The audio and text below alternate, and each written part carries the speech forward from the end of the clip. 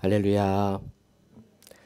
함께 예배하는 우리 모든 성도들 삶 속에 하나님의 은혜와 평강이 함께하기를 축복합니다. 서로께 인사할까요? 밤새 안녕하셨습니까? 밤새 안녕하셨습니까? 한 번 더 인사할까요? 식사하셨습니까? 식사하셨습니까? 식사하셨습니까? 안녕하다는 그 말이 우리나라에게는 늘 특별한 의미이죠. 저도 어젯밤에 안녕히 잘 살아서 나왔습니다. 감기가 좀 심해서 목소리가 많이 좀 불편한데 제가 목소리가 작아도 여러분의 아멘 소리는 크시기를 바랍니다. 할렐루야. 네, 저는 잔잔히 설교하지만 여러분의 받는 은혜는 더 크게 더 많이 받으시기를 축복합니다. 나라마다 다양한 인사법이 있습니다. 우리나라도 금방 우리가 했지만 안녕하세요라는 인사, 혹은 예전에 보릿고개가 있었던 시절, 잘 못 먹었던 시절에 늘 했던 인사가 식사하셨어요? 식사하셨어요. 아마 요즘 아이들 세대는 좀 이해가 되지 않을 거예요. 뭐 밥을 언제 안 먹어? 안 먹으면 라면 먹으면 되지. 뭐 이런 할 수 있겠지만 예전에는 곡기가 잘 먹지 못했던 그 시절에는 식사하셨습니까? 이 인사가 큰 인사였죠. 네, 식사했어요. 이 말이 잘 살고 계십니다라는 그런 인사인 거예요. 그 우리나라는 두 손을 모으고 허리를 숙이고 저렇게 고개를 숙이면서 인사합니다. 한번 해볼까요? 안녕하세요. 시작. 안녕하세요. 이렇게. 네. 우리도 교회 올 때마다 성도들 만날 때마다 이렇게 인사를 잘 하시기를 바랍니다. 우리 자녀들도 그렇고 성도들도 그렇고 서로 인사하는 그런 우리 교회가 되기를 바랍니다. 우리나라는 이렇게 두 손을 모으고 고개를 숙이면서 안녕하셨습니까? 라고 인사한다면 미국에서는 특히 서양에서는 악수를 하죠. 이 악수를 하는 이유 중에 하나가 아메리카 대국을 점령했던 미국인들은 늘 옆에 칼을 차고 있거나 총을 차고 있었기 때문에 칼을 언제나 뺄 수 있어서 누구를 만났을 때 늘 언제든지 칼을 뽑을 수 있는 그런 준비를 했다고 그러죠. 총을 뽑거나. 그래서 나에게는 총이 없습니다. 나에게는 칼이 없습니다. 라는 그런 마음으로 오른손으로 이렇게 악수를 하는 것이 서양의 인사입니다. 악수해 볼까요? 시작. 안녕하세요. 안녕하세요. 이게 이제 미국의 악수의 인사라면, 또 재미있는 나라, 우리가 좀 이해하기 어려운 인사법도 있어요. 이 티베트라는 나라는요, 모자를 벗고 혀를 내민다고 합니다. 벌써부터 혀를 내미시면 안 됩니다. 갑자기 혀를 내미는 분들이 계신데, 저는 티베트는 이렇게 모자를 벗고 혀를 내미는 것이 그들에게는 반가운 인사법이라는 거예요. 그래서 왜 이런 인사법이 생겼냐 알아봤더니, 이 이제 랑마르다 왕이 불교를 탄압하던 시절에 얼마나 이 왕이 불교를 믿었던 그 당시에 많은 백성들을 죽이고 탄압했냐면, 이 랑마르다 왕을 거의 악마로 여겼다는 거예요. 아, 저는 악마다. 근데 저 악마 왕이 머리에 뿔이 있고 혀가 없다는 소문이 돌았다는 거예요. 그래서 이제 만나서 반갑게 인사할 때 저는 악마가 아닙니다 라는 모습으로, 저는 뿔이 없습니다 라고 해서 모자를 벗고, 저는 혀가 없는 악마가 아니라 혀가 있습니다 라는 마음으로 혀를 내밀면서 인사하는 문화가 이 티베트의 문화라고 하죠. 또 재미있는 게 있는데, 미얀마의 인사법은 팔짱을 끼고 고개를 숙인다는 거예요. 한번 팔짱 한번 껴보세요. 이건 우리나라와는 정말 반대죠. 팔짱을 딱 끼고 고개를 끄덕이는 게 인사라는 거예요. 해볼까요? 시작. 뭐야 건방지게 뭐 이러잖아요. 우리나라 문화에서는 도저히 이해할 수 없는데, 이 미얀마는 왜 그러냐, 이 팔짱을 낀다는 건 항복의 의미라는 거죠. 늘 이렇게 영국 식민지 오랫동안 지배를 받았던 이 민족의 아픔이기도 하고, 그래서 나는 당신에게 항복합니다. 나는 아무런 힘이 없습니다. 저는 묶였습니다 라는 의미의 항복의 의미로 팔짱을 끼고 고개를 숙인다는 것입니다.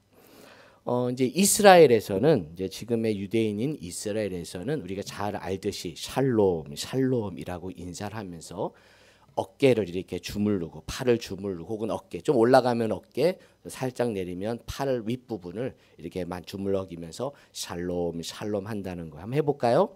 자, 옆 사람을 하면서 시작. 샬롬 샬롬. 예. 장로님 두 분이 하셔야죠. 허공을 대고 하시면 어떡해요.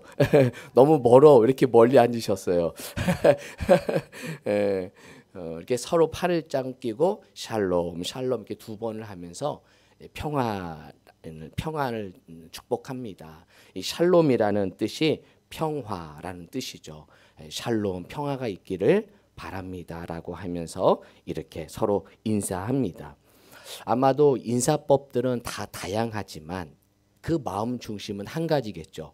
그대에게 평화가 있기를. 그대에게 평화가 있기를. 시작. 그대에게 평화가 있기를. 그렇죠. 그대에게 안녕하기를. 안녕하기를. 평안하기를 바라는 마음으로 인사를 하는 것이죠.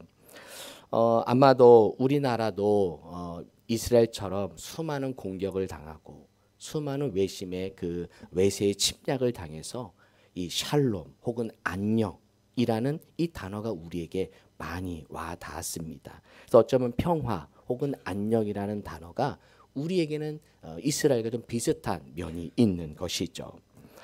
자, 평화가 있기를 우리는 바라며 인사를 하는데, 자, 오늘 말씀에 평화, 혹은 화평이라는 단어가 등장하게 되는데, 저는 늘 궁금했어요. 야, 화평은 뭐고 평화는 뭐냐? 화평이라고 쓸 때도 있고 평화라고 쓸 때도 있고 단어가 앞뒤로 좀 달라지는데 그 의미가 뭘까라고 알아보니까 이 평화는 평온하고 화목한 어떤 상태에 초점을 맞춘다고 보는 거예요.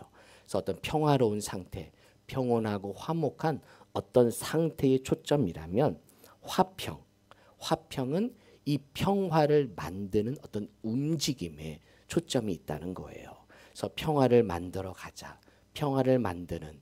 그래서 거의 다 뭐 화평이나 평화와 같은 의미인데 구약에서는 히브리어로 샬롬이라고 쓰고 신약은 헬라어로 에이레네라는 단어를 써서 이 평화 혹은 화평이라는 단어를 사용하고 있습니다. 오늘 5장 9절 한번 읽어볼까요? 5장 9절 시작. 화평하게 하는 자는 복이 있나니 그들이 하나님의 아들이라 일컬음을 받을 것이미요. 즉 화평하게 하는 자, 평화를 만드는 자, 피스메이커죠. 평화를 만드는 사람에게는 복이 있나니 그들이 누구의 아들? 하나님의 아들이라 일컬음을 받게 된다라는 것이에요. 즉 평화를 만드는 사람, 화평하게 하는 사람은 바로 피스메이커가 되면 하나님의 아들이라 일컬음을 받을 것이다 라는 말씀인 것입니다. 어쩌면 이 시대는 우리에게 이 피스메이커가 필요한 시대가 아닐까요? 그렇죠. 요즘 시대는 참 평화가 깨진 시대를 살아가고 있습니다. 많은 이 나라와 국제관계도 그렇고 화평이 완전히 깨어진 시대를 살아가고 있습니다. 나라와 나라 사이의 전쟁이 지금도 일어나고 있죠. 러시아와 우크라이나와의 이 전쟁도 처음에는 곧 끝날 줄 알았는데 이제는 서로의 이익을 위해서 끝까지 전쟁을 서로의 이익을 위해서 끝까지 전쟁을 하는 것을 또 보게 되고 또 이스라엘과 팔레스타인과의 이 전쟁도 우리가 요즘은 워낙 이런 미디어가 잘 발달돼서 그런 전쟁의 모습, 그 처참한 모습을 아주 보고 있습니다. 이게 이스라엘과 팔레스타인과의 전쟁이라 보니까 이게 이스라엘이라는 단어가 어찌 보면 우리 기독교인들에게는 또 세상 사람들이 보기에는 저 이스라엘이 팔레스타인을 엄청나게 전쟁을 퍼붓고 물론 좀 테러도 당한 것도 있지만 그러나 더 많은 공격을 하는 걸 보면 가끔 이런 걱정도 들어요. 저 이스라엘을 마치 우리 기독교로 생각하고 우리 기독교에 대한 더 안 좋은 이미지를 갖는 건 아닐까라는 생각을 하게 됩니다. 가끔 이 보수단체 집회를 하다 보면 이스라엘 국기를 들고 또 이렇게 뭐 보수단체에서 하는 경우도 있는데, 사실은 이스라엘은 우리 기독교가 아니죠. 이미 이스라엘은 유대교예요. 오히려 우리 기독교를 받게 했던 종교가 이스라엘인데, 좀 그런 정치적으로 이렇게 좀 오해를 해서 그런 모습도 보여지고 있긴 하는데, 어쨌든 이런 나라와 나라 사이에 아픔 전쟁들이 있는 걸 보면 참 안타까운 모습을 보게 됩니다.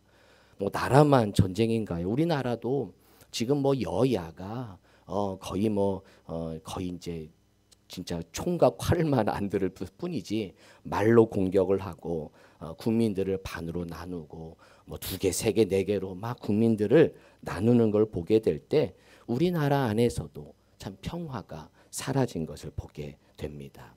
이런 평화가 사라진 모습, 왜 이런 평화가 이 땅에 사라지고 있을까? 그것은 바로 성경에 의하면 하나님과의 관계가 깨어졌기 때문에, 누구와의 관계가? 하나님과의 관계가 깨어졌기 때문에 우리 안의 관계, 우리에게 또한 이 땅의 평화가 사라진 것을 보게 됩니다. 오늘 말씀을 통해서 평화의 관계를 한 3가지 차원으로 한번 같이 말씀을 나눌 건데요. 하나님과의 우리의 관계, 또 우리의 관계 속에 어떤 평화가 우리에게 임해야 되는가, 3가지 차원에서 함께 말씀을 나누도록 하겠습니다. 첫 번째는 평화의 관계, 즉 샬롬의 관계가 첫 번째 우리의 필요한 샬롬은 뭐냐? 하나님과의 샬롬이라는 거예요. 하나님과의 샬롬. 시작. 하나님과의 샬롬. 우리가 먼저 하나님과의 평화를 이루어야 된다는 거예요. 자, 여러분 창세기에 보게 되면 하나님이 인간을 창조하시고 우주 만물을 다 창조하시고, 그리고 1장 맨 마지막에 보니까 인간도 잘 창조하시고 뭐라고 말씀하셨어요? 보시기에 심히 뭐했더라? 좋았더라. 하나님 인간을 다 만드시고 그들을 축복하시면서 보시기에 심히 좋았더라 라고 하나님은 말씀하고 계셨어요. 그래서 하나님과 인간 사이에 평화가 있었죠. 이런 평화의 관계, 서로 소통하고 서로 함께하는 그런 평화의 관계가 있었어요. 그런데 하나님과 인간 사이에 죄가 들어오게 됩니다. 선악을 알게 하는 나무의 실과를 이 아담과 하와가 먹음으로 인해서 하나님과 사람 사이가 갈라지게 되죠. 하나님께서 선악을 알게 하는 실과를 먹은 아담을 향해서 아담아 아담아 부르니까 아담이 어떻게 합니까? 피하고 있어요. 3장 8절 창세기 3장 8절 시작. 그들이 그날 바람이 불 때에 동산에 거니시는 여호와 하나님의 소리를 듣고 아담과 그의 아내가 여호와 하나님의 낯을 피하여 동산 나무 사이에 숨은지라. 그들 안에 죄가 들어오자 하나님을 피하기 시작합니다. 하나님과의 관계가 떨어지기 시작해요. 샬롬의 관계가 아닌 불편한 관계가 되는 것이죠. 바로 하나님과의 그런 관계의 샬롬이 깨지자, 그러면서부터 그들의 삶 속에 이젠 불행과 또는 삶이 시작이 되는 겁니다. 그래서 이사야 59장 2절에 보면 오직 너희 죄악이 너희와 너희 하나님 사이를 갈라 놓았다라고 합니다. 우리의 죄악이 하나님과 우리 사이를 갈라놓는 샬롬의 관계를 깨어지는 모습이 나타난 것이죠. 죄는 다른 게 아니에요. 우리는 죄를 자꾸만 어떤 윤리적으로만 생각해요. 근데 성경에 말하는 죄는 그런 윤리적인 게 아니에요. 그것을 뛰어넘어요. 즉 하나님과의 관계를 통해 나타난 하나님과의 관계의 단절이 죄라는 거예요.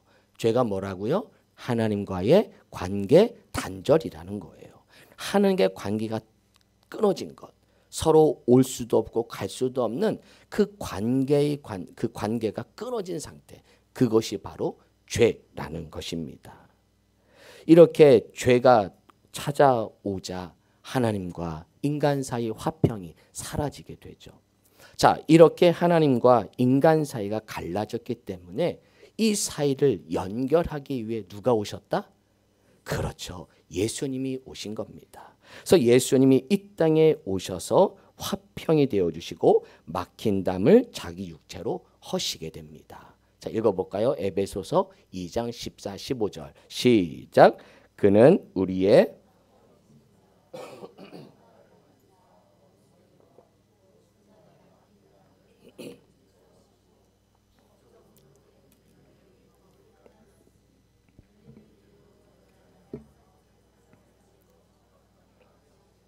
그렇죠. 하나님이 주님이 오셔서 우리의 화평이 되어 주셔서 둘로 하나를 만드셨다. 서로 그 자기의 막힌 담을 허신 예수님.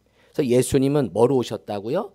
피스메이커로 이 땅에 오신 줄로 믿습니다.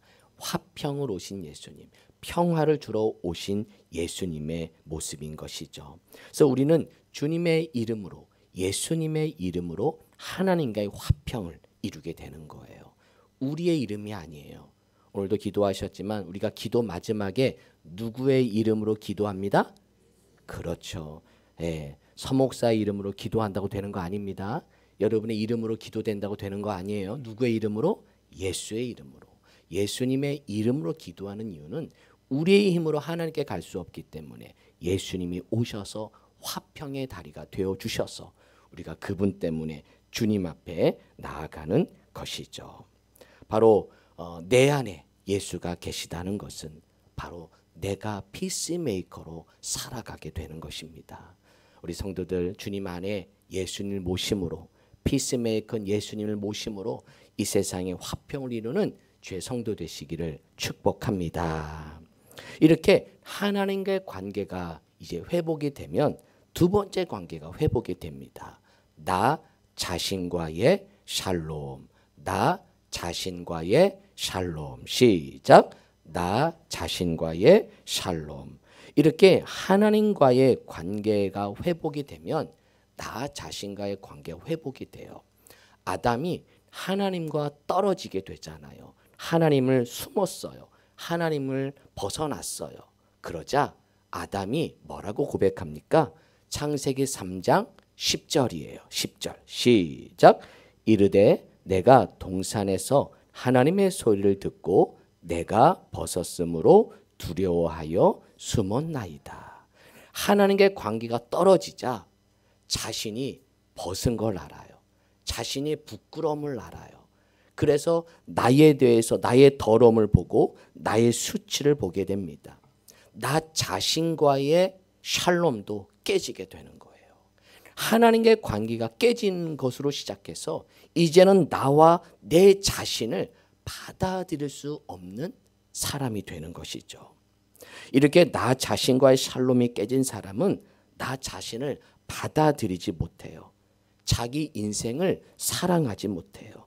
자기를 미워하고 자기 인생을 원망합니다.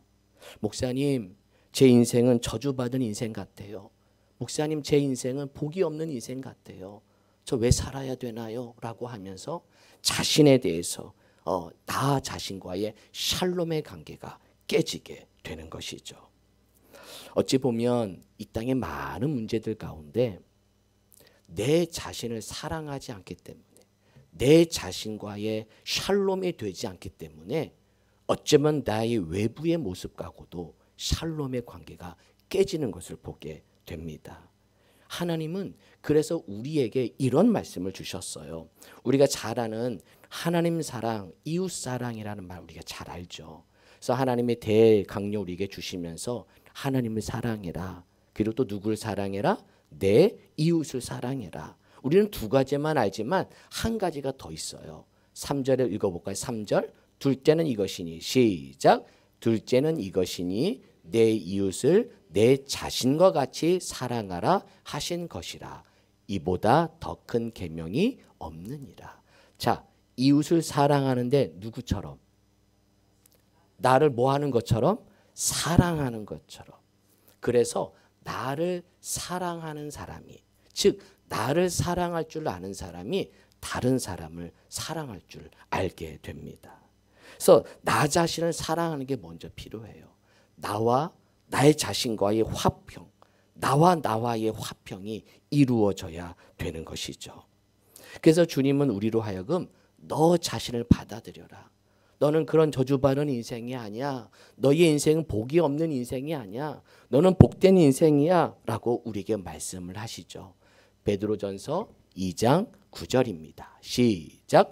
그러나 너희는 택하신 족속이요 왕 같은 제사장들이요 거룩한 나라요 그의 소유가 된 백성이니 이는 너희를 어두운 데로 불러내어 그의 기이한 빛에 들어가게 하시니에 아름다운 덕을 선포하게 하려 하심이라.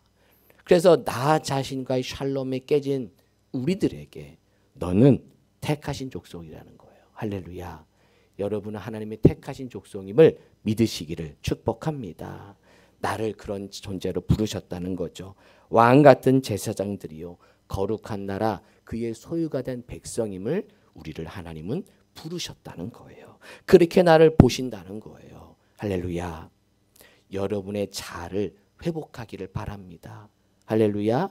나는 거룩한 존재, 나는 거룩한 백성, 나는 하나님의 소유된 백성이야. 그런 믿음의 눈으로 나를 바라보시기를 바랍니다. 그래서 이런 말을 써봤어요. 나는 괜찮은 사람입니다. 나는 괜찮은 사람입니다. 자, 손을 한번 들어보시고 나를 치면서 시작. 나는 괜찮은 사람입니다. 할렐루야. 여러분 다 괜찮은 분들이세요. 할렐루야. 네. 나는 사랑받기 위해 태어난 사람입니다. 시작. 나는 사랑받기 위해 태어난 사람입니다. 다시 한번. 나는 사랑받을 만한 사람입니다. 시작. 나는 사랑받을 만한 사람입니다. 할렐루야. 인정하십니까? 네. 하나님이 나를 사랑받을 만한 사람으로. 여러분의 인생은 존엄한 인생이에요. 할렐루야. 어느 인생 하나 필요 없는 인생이 없어요. 다 존엄한 인생이라는 거죠. 아마 우리 학생들 학교에서 진화론을 배우고 창조론을 배울 때 뭐가 진짜냐 이런 갈등이 있을 수 있어요. 뭐 두 개 다 신념, 믿음에 대한 부분이지만 왜 우리가 창조론을 믿어야 되느냐? 진화론에서는 인간의 존엄을 찾을 수가 없습니다. 왜? 내가 뭐 아메바에서 태어난 사람인데 원숭이가 내가 사람이 된 건데 그러면 나나 니나 뭐가 달라? 그렇죠? 진화론에서는 사람의 존엄을 찾을 수가 없어요. 인간의 존엄이 도대체 어디서 왔느냐? 창조론에서 나오는 거죠. 하나님이 창조했다는 겁니다. 하나님이 구별해 주었다는 거죠. 그래서 인간의 존엄, 다른 동물과 다른 인간의 존엄은 창조론을 믿을 때 그제서야 인간의 존엄을 찾을 수 있는 것이에요. 그래서 저는 창조론을 믿을래요. 여러분 알아서 하세요. 예, 진화론을 믿으면 나는 동물 같은 사람이야. 니나 내나 우리는 우리의 선조를 우리에 가둬놓고 바나나를 주면서 재롱을 배우는 그런 배은망덕한 민족이 되는 것, 인간이 되는 거죠. 예, 그렇죠. 하지만 하나님이 창조한 나는 창조된 인물, 존재라고 믿을 때 인간의 존엄이 거기서부터 시작이 된다는 것입니다. 저는 우리 성도들이 나는 괜찮은 사람이야. 하나님이 창조한 인간이야. 라는 믿음을 갖고 여러분 살아가기를 축복합니다. 올해 우리 학생들과 수련회 하면서 MBTI 수련회를 하면서 제가 MBTI에서 계속 강조했던 거 그거예요. 각자 하나님이 독특하게 창조하셨다. 가장 귀한 모습으로 여러분을 만드셨다라는 그 나를 창조하셨다는 가장 강점으로 나를 만드셨다는 그 믿음, 여러분 그 믿음을 갖게 되기를 축복합니다. 나 자신과의 샬롬이 필요한 것이죠. 이렇게 하나님과의 샬롬이 되고 또한 내 자신과의 샬롬이 되면 이제 마지막으로 이웃과의 샬롬이 됩니다. 이웃과의 샬롬. 시작. 이웃과의 샬롬. 자, 하나님을 떠난 아담, 그리고 하나님으로부터 자신의 부끄러운 모습을 알게 된 아담. 그런 아담의 모습을 보니까 그가 이웃과의 샬롬도 깨지게 됩니다. 하나님이 너 왜 저 실과 먹었어? 라고 묻자 아담이 뭐라고 말합니까? 3장 12절 말씀 시작. 아담이 이르되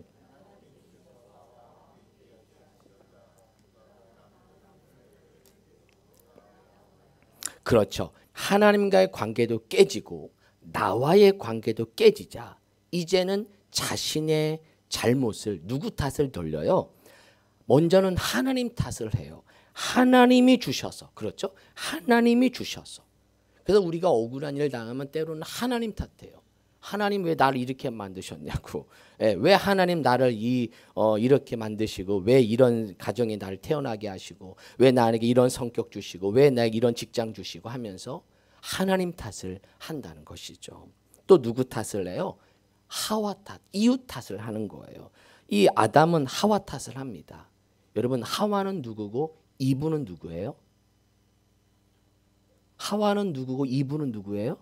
같은 사람이죠? 영어식 이름이 이브예요. 영어가 이브라고 한다는 거 기억하시면 돼요. 똑같은 사람이에요. 그래서 하나님은 이 아담은 하와 탓합니다. 이브 탓합니다. 그러면서 당신이 만든 저 여자 때문에 내가 이렇게 됐다고 하면서 사람의 핑계를 댄다는 거죠. 사실은 아담이 하와를 처음 만날 때 어땠어요? 뿅 갔어요. 어떻게 갔다고요? 뿅 갔어요. 그게 이 표현이에요. 아담이 이르되 시작. 아담이 이르되 이는 내 뼈 중에 뼈요 살 중에 살이라. 이 표현이 뿅 간 거예요. 그렇게 아담을 좋아했던 하와를 좋아했던 아담이 하나님과의 관계도 깨지고 나와의 관계도 깨지니까 그렇게 좋았던 관계가 이제는 더 멀어지게 되는 서로 탓하게 되는 관계가 되는 것이죠. 저는 이 이웃과의 관계를 통해 피스메이커 된 사람이 누구일까? 이 바나바가 아닐까라는 생각을 해보았어요. 이런 바나바 잘 아시죠? 앞으로 읽어도 바나바, 뒤로 읽어도 바나바, 우영우, 토마토. 저까지 목이 쉬니까 여러분도 좀 다운되시는 것 같은데 자 하나님께서 우리에게 피스메이커로 바나바를 우리에게 주셨어요. 바나바를 우리의 좋은 모델로 여겨주셨죠. 여러분 전에 한번 제가 성경을 보면서 찾은 적이 있는데 이 바울과 사울, 바나바와 사울 그리고 사울이 바울이 될 때 성경에 아주 재미있게 표현이 나와요. 사울이라고 이름이 등장할 때 막 개종을 하고 이제 사울이 이제 막 첫 믿음의 시작을 시작할 때는 사울이라고 이름을 쓸 때는 바나바가 앞에 등장해요. 한번 성경 열어보세요. 사도행전 13장 한번 열어보세요. 사도행전 13장 한번 2절 한번 열어보시면 사울이라고 이름을 쓸 때는 바나바가 앞쪽에 등장해요. 그래서 여러분이 사울이라고 바나바가 같이 등장하는 본문들을 한번 쭉 보세요. 한번 쭉 보시면 이제 사도행전 13장을 보게 되면 자 사도행전 13장을 보게 되면 이제 계속 바울이 앞에 등장합니다. 여러분 11장 30절 한번 보세요. 11장 30절 11장 30절 이를 실행하여 누구와 누구? 바나바와 사울 그죠? 바나바와 사울이에요. 그렇죠? 자 그리고 12장 25절 12장 25절 12장 25절 또 어떻게 등장해요? 바나바와 사울 바나바와 사울 또 소제목이던 13장 소제목도 바나바와 사울을 보내다. 그렇죠? 13장 2절에도 바나바와 사울. 그래서 바나바 사울일 때는 바나바가 앞에 등장해요. 그러다가 자 13장 9절 바울이라고 하는 사울 하면서 바울이라는 이름 폴이라는 이름이 처음 등장하면서부터는 바울이라는 이름이 쓸 때는 바나바가 뒤로 가요. 자 13장 13절 소제목도 나오죠. 바울과 바나바 그렇죠. 바울과 바나바 그렇죠. 그리고 좀 뒤로 넘어가서 13장 43절 13장 43절 바울과 바나바 46절에도 바울과 바나바 그 다음에 다 바울이 앞에 등장하게 됩니다. 이게 언어학적으로 보면 참 재미있는 표현이에요. 근데 이걸 저는 좀 의역을 해서 이렇게 좀 적용을 해요. 이 바나바가 사울일 때는 이제 막 신앙생활을 시작한 거죠. 그럴 때는 사울을 이제 앞에서 바나바가 끌고 가는 거예요. 아직 사울이 앞에 나설 때가 아니에요. 그래서 바나바가 사울을 잘 이끌어주죠. 이끌어줘서 이제 믿음을 잘 갖도록 그러면서 바나바가 앞에서 사울을 끌어주면서 바나바가 앞에 있어요. 그러다가 이제 사울이 은혜를 받고 회심하고 이제는 13장이 되면 1차 선교 여행을 출발하게 됩니다. 1차 선교 여행을 출발한다는 얘기는 선교사가 된다는 거예요. 믿음이 세워졌다는 거예요. 그 다음부터는 바나바가 뒤에서 바울을 앞세우면서 그를 지켜 세워주죠. 그래서 사울이 바울이 되자 이제는 바울이 마음껏 선교하도록, 그 다음부터는 이 선교의 영향력이 바울이 더 커져요. 그래서 바나바는 그 이후에 등장하지 않아요. 2차 전도 여행 둘이 갈라진 이후로 바나바라는 단어가 더 이상 나오지 않아요. 그래서 이제 바울만이 등장하게 되면서 이 사울을 바울이 되도록 그렇게 그를 잘 세우고 화평하게 만들고 평화를 이끌어준 이 사람이 바로 바나바라는 것이죠. 저는 우리 교회 성도들이 이 바나바 같은 피스메이커가 되시기를 축복합니다. 할렐루야. 예, 이런 바나바 같은 피스메이커가 필요해요. 우리 교회 사역에 좀 못하는 성도가 있다면 잘 세워주고 또 앞세워주고 그래서 믿음으로 잘 설 수 있도록 격려해 주시고. 그래서 제가 목회하면서 제가 늘 저의 목회는 우리 모두가 다 함께하는 목회예요. 그래서 믿음이 연약한 사람도 그만대로 순종할 수 있도록 길을 열어드리고 또 열심히 있게 또 할 수 있도록 길을 열어드리고, 그래서 모두가 다 섬길 수 있도록 각자의 형편, 처지, 그 상황에 맞게 순종할 수 있도록 우리 교회가 함께 가는 모두의 피스메이커가 되기를 축복합니다. 할렐루야. 근데 목사님, 피스메이커로 살아가는 게 힘들어요. 그렇죠. 여러분, 팔복 말씀 들으면서 어때요? 마음이 편하세요? 마음이 편하세요? 불편하잖아요. 어려워요. 아, 저렇게 어떻게 살아가지? 그래서 이 팔복이 가면 갈수록 어려워 보여져요. 예, 그래서 제가 말씀드린 1번부터 4번까지의 이건 나와의 관계고, 하나님과의 나와의 관계고, 5번부터 8번까지는 바로 이웃과의 관계, 다른 사람과의 관계라고 말씀을 드렸어요. 이게 이쪽으로 넘어갈수록 점점 힘들어져요. 어떻게 긍휼히 여기는 자가 되느냐. 아유, 말은 쉽죠. 근데 정말 내가 긍휼의 마음이 없을 때 어떻게 해요? 그렇죠? 마음이 청결해져야 되는데 나는 청결해지지 않는 걸 어떻게 해? 예, 평화를 만들어야 되는데 트러블 메이커가 되고 있으면 어떻게 해요? 나중에는 이제 의를 위해서 박해도 받으라고 하시거든요. 어떻게 그렇게 해요? 점점 말씀이 부담됩니다. 그래서 여러분, 오히려 팔복은 우리를 부끄럽게 한다는 거예요. 어떻게 한다고요? 부끄럽게. 나의 연약함을 보게 한다는 거예요. 그래서 말씀이 무거우면 무거울수록 에휴, 이까짓 건 나 순종할 수 있어. 아유, 이거 별거 아니야. 가 아니라 말씀이 무거워서 주님, 이 말씀대로 살 수 없어요. 저는 이런 연약함을 가지고 있어요. 라고 하면서 겸손히 주 앞에 나아가게 된다는 거예요. 할렐루야. 하나님의 팔복의 말씀은 들으면 들을수록 나는 이 정도는 다 순종하고 있어. 나는 이런 사람이야가 아니라 주님, 저는 이렇게 살 수 없네요. 저는 이런 연약함을 가지고 있네요. 라고 하면서 주님만 바라보는 우리 성도 되기를 축복합니다. 팔복의 나로 하여금 겸손하게 하고, 팔복의 나로 하여금 기도하게 하고, 팔복의 나로 하여금 다시금 하나님을 보도록 우리를 이끌어 주신 줄로 믿습니다. 그래서 은혜가 충만한 사람이 평화를 만드는 사람이 될 수 있어요. 하나님의 은혜를 받고 하나님과 나와의 관계가 평화가 되고 또 그로 인해서 나와의 평화를 이루게 될 때 다른 사람의 평화를 만드는 사람, 내가 가는 곳마다 피스메이커가 돼서 평화를 만드는 믿음의 성도들이 될 줄로 믿습니다. 이 그림 자주 보여드리죠? 이 그림 자주 보여드려요. 하나님과의 관계가 회복되기 위해서는 내가 하나님께로 가는 거예요. 내가 하나님과 화평을 이루는 거예요. 하나님과 더 화평을 이루시고 주님으로 말미암아 은혜 안에 자꾸만 여러분 들어가시기를 축복합니다. 그렇게 하나님의 은혜를 채울 때, 은혜가 충만해질 때 언젠간 하나님이 이 둘을 자연스럽게 하나가 되는 평화를 만드는 피스메이커로 우리를 사용해 주실 줄로 믿습니다. 하나님과의 관계가 먼저입니다. 시작. 하나님과의 관계가 하나님과의 샬롬이 먼저입니다. 시작. 하나님과의 샬롬이 먼저입니다. 그렇죠. 하나님과의 평화가 먼저라는 거예요.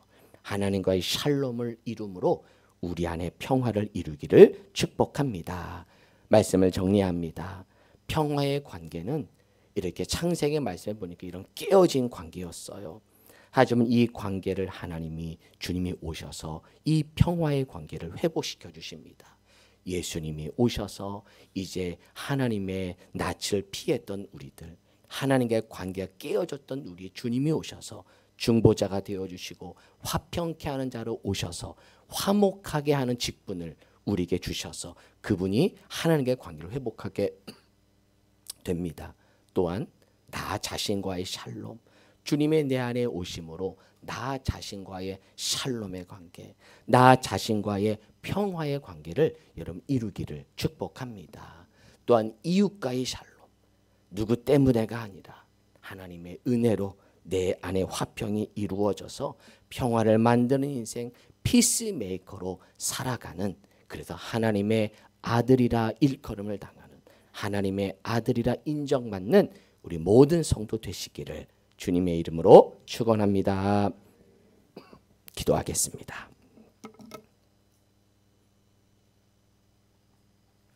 하나님, 평화를 만드는 일꾼이 되고 싶습니다. 하나님과의 샬롬을 이루게 하시고 나 자신과의 샬롬을 이루게 하셔서 이웃과의 샬롬을 만들어가는 믿음의 인생 다 될 수 있도록 축복하여 주옵소서. 예수님의 이름으로 기도합니다. 아멘.